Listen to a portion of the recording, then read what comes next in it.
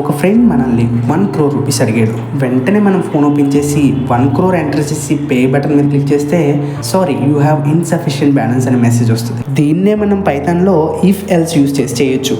If ఎల్స్ని conditional statements అంటారు. అంటే దీన్ని లాజిక్ రాయడానికి యూజ్ చేస్తారనమాట. సింపుల్గా చెప్పాలంటే ఇది జరిగితే అది చెయ్యి, అది జరిగితే ఇలా చెయ్యి అని చెప్పడానికి పైథాన్లో ఇఫ్ ఎల్ స్టేట్మెంట్ని యూజ్ చేస్తారు. For example if rain bring umbrella అనే స్టేట్మెంట్ ఉంది. అంటే వర్షం పడిందంటే నువ్వు అంబ్రెల్లాని పట్టుకురా అని దీని అర్థం. ఎగ్జాంపుల్ 2 ఏజ్ ఈక్వల్ టు ఇంట్ of input of enter your age. అంటే దీని మీనింగ్ ఏంటంటే దీన్ని రన్ చేసినప్పుడు ఎంటర్ యువర్ ఏజ్ అని అడుగుతుంది. దాని కింద ఇఫ్ ఎల్ స్టేట్మెంట్లో if age is smaller then 18 you are minor otherwise you are major. దీన్ని ఎప్పుడైతే రన్ చేస్తామో యూజర్ దగ్గర ఇన్పుట్ తీసుకుంటుంది. సో యూజర్ ఒకవేళ 2 అని ఎంటర్ చేస్తే యు ఆర్ మైనర్ అని ప్రింట్ చేస్తుంది. ఎందుకంటే 2 అనేది 18 కన్నా చిన్నది, కండిషన్ సాటిస్ఫై అయింది కాబట్టి యు ఆర్ మైనర్ అంటే ఇఫ్లో ఉన్నటువంటి కోడ్ బ్లాక్ అనేది ఎగ్జిక్యూట్ అయింది.